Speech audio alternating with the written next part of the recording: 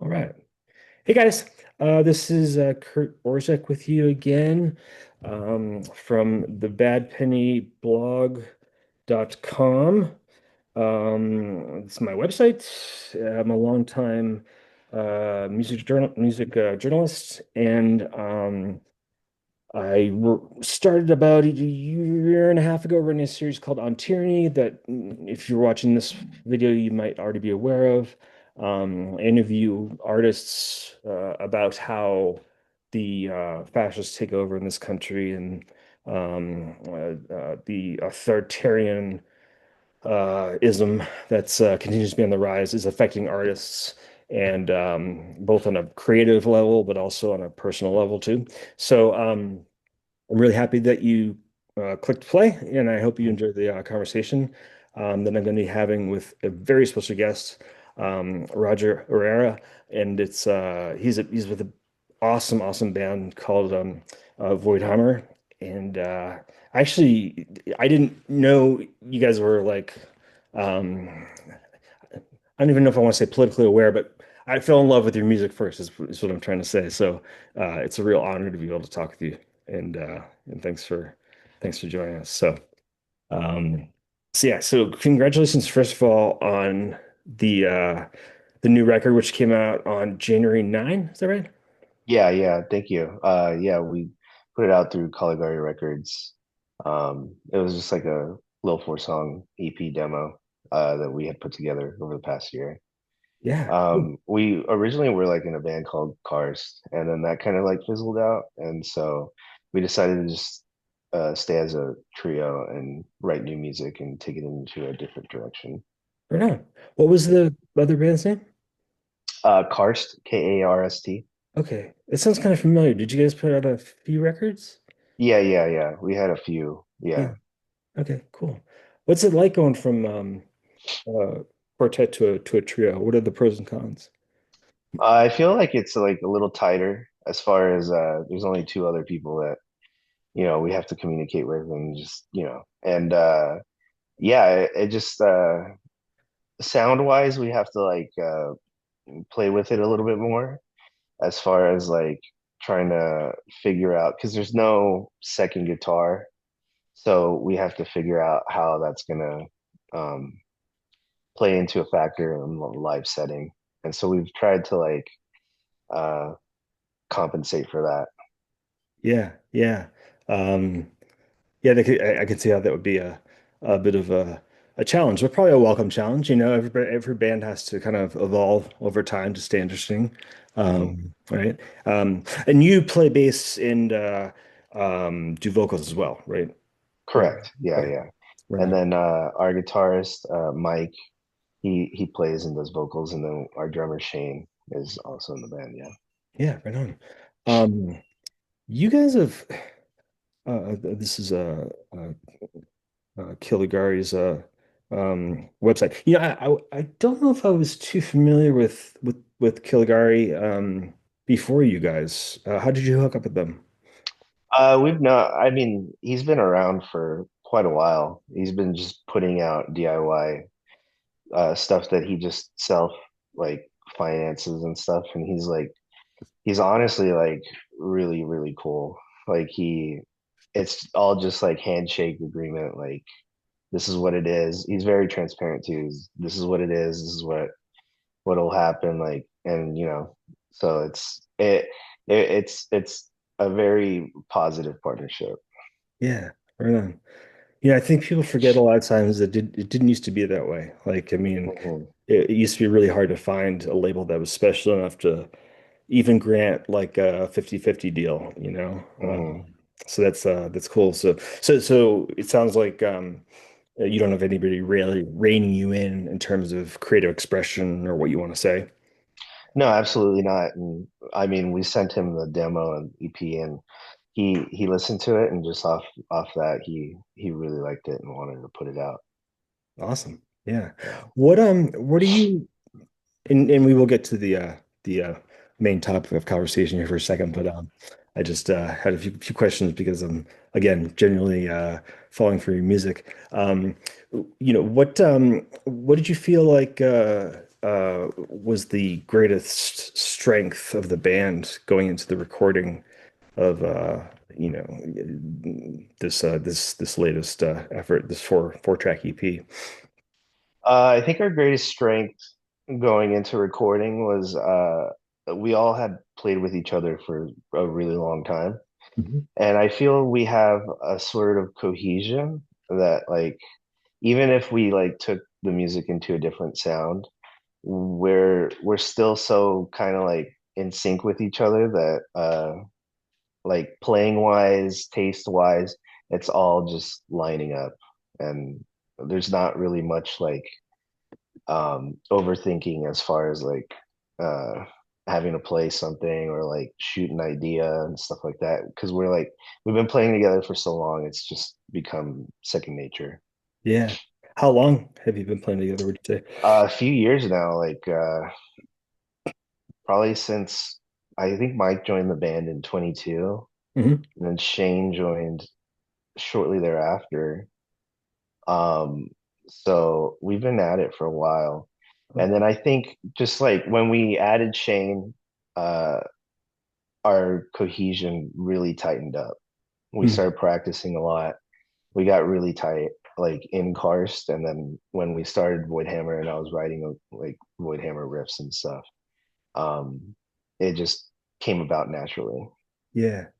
And you guys are in LA. Yeah, Yeah, yeah. yeah, yeah. May I ask what part are you just I'm in Carson, Mike's in Long Beach, and then Shane's kind of like in the outer area, like in the desert, Murrieta. wow, Yeah, a lot we're of kind of driving. like spread all over. Yeah. You probably put more miles on your car doing getting together for practice than you do on tour. Oh yeah, yeah. We figured out a situation where we could have practice halfway, so it's not too much for everyone. Oh, cool. Right on. Yeah, Yeah.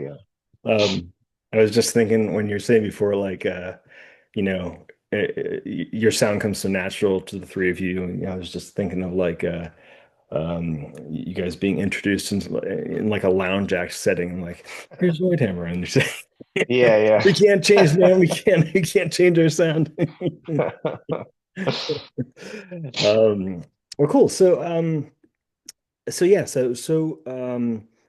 you know, part of the reason I contacted you about this to participate in this on Tyranny series is because I noticed some of the lyrical content um, uh, touching on fascism, authoritarianism, and I know that's a it can be a common strain these days, but uh, you know, sometimes with a band like that's really extreme, you know, it can be hard to pick up on what is trying to be said, just trying to decipher the lyrics. Mhm. So, do you do a lot of the lyric writing yourself, the writing lyrics, or?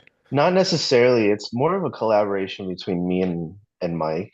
Mhm. Um, I feel like we have for this release specifically, it was more like one held either like the polar opposite. So I feel like he tended towards most like more of the disgusting and like the gore and like the gross. And then like I would come in after like his skeleton was like kind of drawn out and I would sprinkle in like whatever I was like feeling or any like direction that I felt like I could take it from there, Yeah. like in my vocal parts. And so I think that lended to a really good blend. Mhm. I think where yeah, um, where it stays disgusting and filthy, but it's also there's still a little bit of a message and it's a little bit political. Right. Yeah. Yeah. Well, I mean, there's definitely an argument to be made that what's going on in this country right now is disgusting. So, Mhm. you know, the aesthetic isn't too far removed from current events, if you Yeah. will. I'm I'm curious, like, is it kind of the point now where it's almost like you have to consciously avoid talking about what's going on? Like, I mean, it's just, and I'm curious to hear your opinion about this too, but like, for so long, it's like people would just kind of divorce themselves from politics, and there's still a lot of bands. I was just chatting with a publicist for a band this morning. He's like, they want to be part of the series, but they don't do politics. And I was like, dude, it's just so far beyond politics now. It's not a left and right Mhm. thing. It's a right and wrong thing. Yeah. So was that part of it? Like you couldn't not talk about the elephant in the room sort of thing? No, I feel like I'll always say something, or if there's something on my mind as far as like what I want to express, I'll express it. I Mhm. don't I don't know about like I feel like a lot of times like death metal is like very apolitical, and like people are just like Yeah. it's whatever, but like you really think about it and like drill down. Maybe it's my own this is my own like view on it. Is just like, I mean, all those like any extreme genre within music is just a symptomatic uh it's just symptomatic of society and like what's going on overall. I mean, whether or not it's conscious or not, yeah, I think it is like a reverberation in some way. Yeah. I can't help but think of like Napalm Death being or cattle decapitation, I think, are vegan.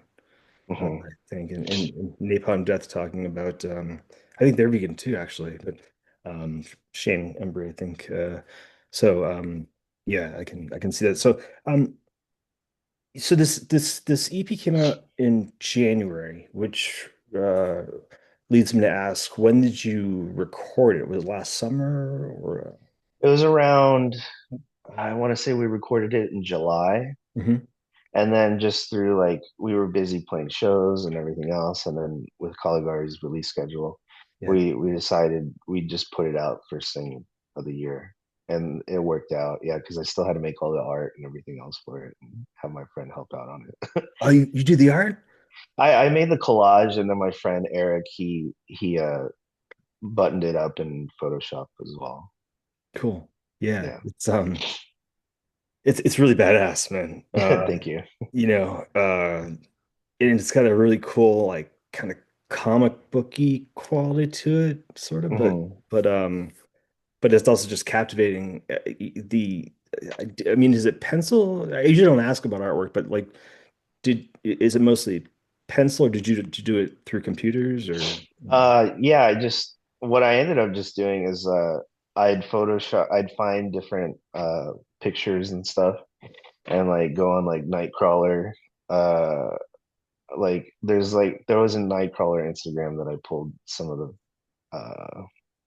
the pictures from of like crime in LA or something, and then a lot of like uh medical textbooks and stuff, and then I would just like cut them out and assemble them together, and Nice. then just add a filter. But like my friend did most of like the heavy lifting as far as shading it and adding like the border for it and stuff. Yeah. Right. Right. I asked about the reason I asked about when you record it was because unless my chronological abilities are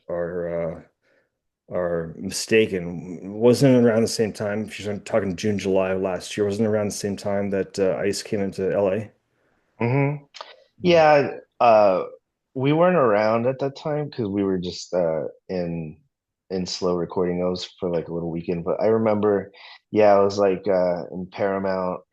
That's when it first started happening, and people didn't really stand down to it. Like immediately, people were throwing rocks, and we're not gonna allow the like federal authorities to uh, do what they were doing. And then immediately after that, it was they protested at the federal building and stuff. Okay. And and yeah, it was interesting. Like there was a protest in Long Beach, and then there was a few all over the place over the summer. Yeah. Yeah. Um, if you don't mind me asking, like, how are you dealing with that emotionally, or were you just able to kind of like separate it and go about your daily life, or did it have a an impact on you that maybe you had never thought this kind of thing would be fathomable, especially in the United States, or like, or just the sheer terror of like walking down the street and not knowing if some car is going to pull up and throw you in a, you know, throw you in a van and take you to some detention center. Like, I guess like, how did it hit you at first emotionally, and how have you been processing it, I suppose? I think a little bit of both as far as like, yeah, if you just look at the news for so long, it is definitely maddening, Yeah. and you can just like become overwhelmed and distraught by everything that's going on. Hmm. And so there is like, you do have to kind of like shut that out so that you could just go about your day. But Yeah. also too, yeah, it does, like, yeah, like I'm first generation, like my parents came here.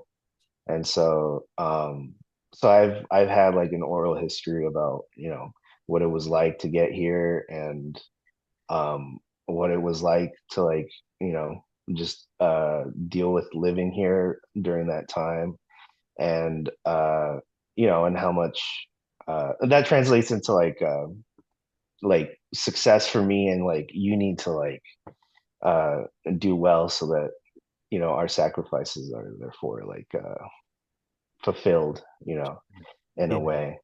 Yeah. And like yeah, it's disheartening. I mean, yeah, I've never been stopped or anything, but like it's been more in my mind of like what if I witness like somebody getting stopped, and it's like, Right. Right. I need to be able to be prepared to like help this person out, get their name, um who they are, where they live, notify their like families and stuff. Because like, I mean, I think, yeah, it's like, I don't know if I'd ever be like a target, but like I need to be a good ally, and like make sure that like people in my community are safe. Dude, that's so cool. I mean, just to take a second and like commend you on that. I can tell you're not doing it for to pat yourself on the back or for egotistical reasons, but I mean, like, I wish everybody had that instinct and um, you'd even call it civic responsibility, I suppose, but just like, with what's going on combined with AI, it's just like suddenly we're having discussions about like, you know, um, human rights in a whole different way. Um, if you don't mind me asking, don't answer if you don't want to, but are you a dreamer? Would you be affected by this DACA stuff that's going on? No, No. no, Okay. my parents actually got amnesty through Reagan, I think in the 80s. But there was a lapse period where like their visa had expired. So there's no like, I know there's like always like a argument fallacy of people that have been here, and it's like, well, I went through the proper channels and stuff like that. And it's like, most likely like a visa expired along the way. It's never always like picturesque, perfect how you think. And it's, yeah, and I mean, luckily like uh, somebody threw on a political band-aid, I guess, in the 80s so that I would be able to be here. But I Right. mean, I'm just fortunate. That's not so other people are just not so fortunate Yeah. to have that roll of the dice. And I think it takes a lot of empathy to be able to have to identify with their struggles, and that, because the system as it is not perfect, and it's designed to be that way. Right. Yeah, absolutely. Um, have you have you witnessed any like skirmishes or ICE related actions take place? Have you seen anything that was just, especially jarring to you as you're in Los Angeles or I haven't seen anything recently, or just at the peak of its time. I would see a lot of posts on Instagram of people reporting their whereabouts, where they're at, you know, um, but nothing too where like they've been in a neighborhood or something that I was nearby. yeah, Um, but yeah, I think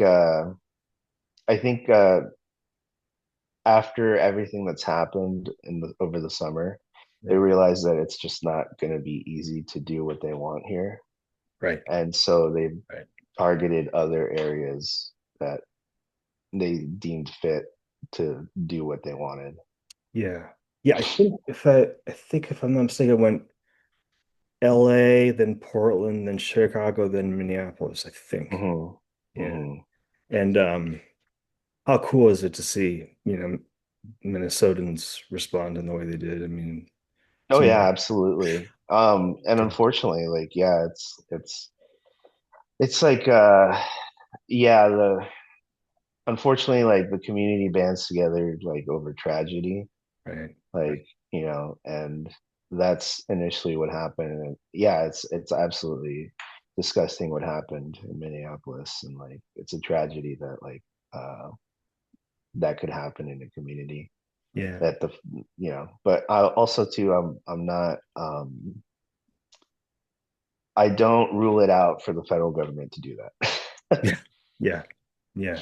Sadly, especially because of the lack of oversight and um, you know, checks and balances are thrown out the window at this point. But um, I'm curious, and you know, d- d- given what you're talking about, do you feel like artists have a moral obligation at this point to say their piece, or are we still at a point where um, where that's not necessarily I don't want to say required, but it's like, you hear so much talk these days about like, oh, you have a platform, you should use it to be educating people and telling them what's going on. Mhm.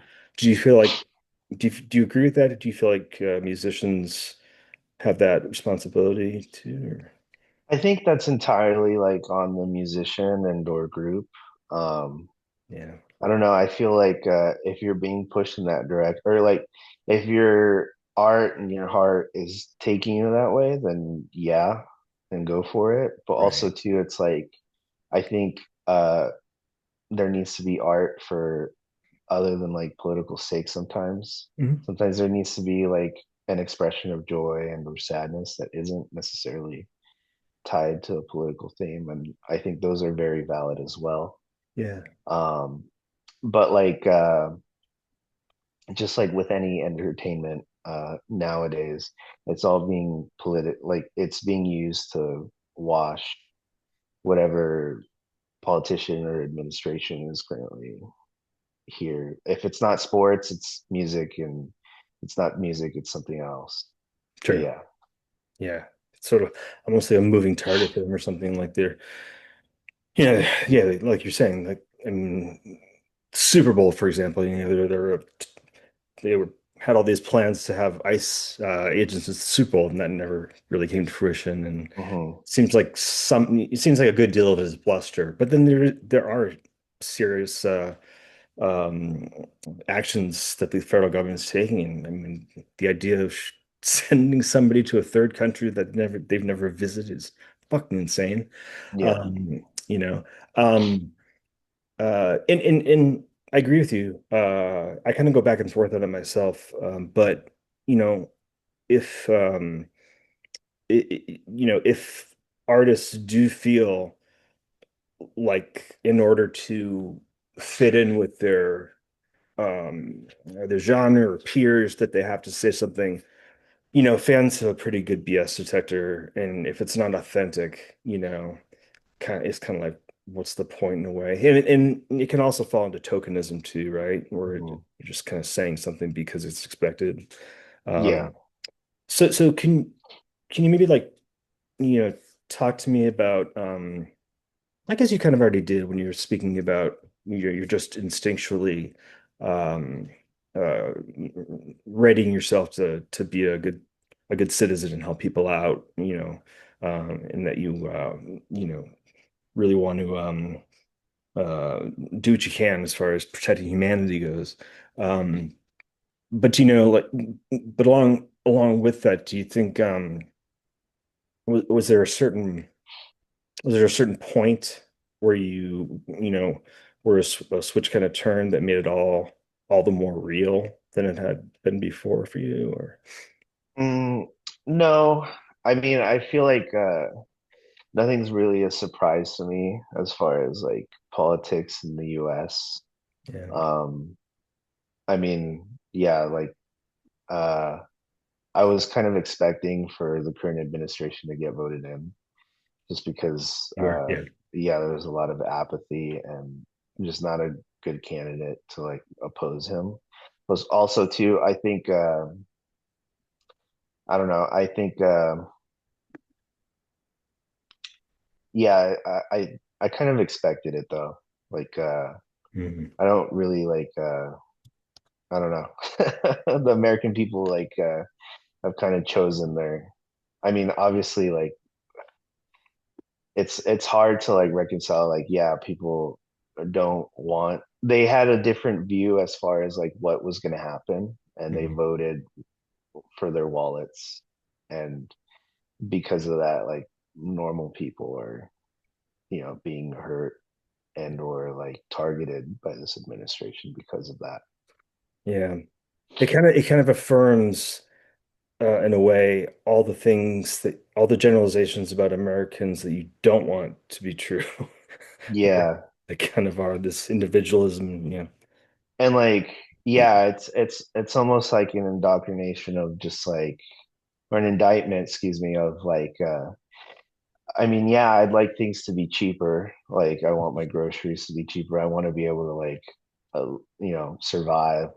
My gas, I want my gas to be like affordable. Like I want my rent to be affordable, but I don't want to sacrifice somebody else's like rights and or uh life or right to live life just for that because that's technically what the United States decided to do. Yeah. Yeah. Um, did, you know, does being in a band where you're not afraid to speak what's on your mind and also the fact that you've addressed some of the things we've talked about on your EP.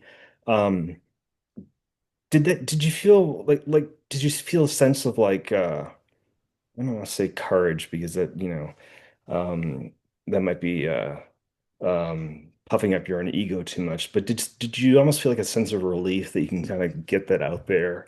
Because there's a lot of people who are really worried about like their private beliefs and their private lives taking that into the public.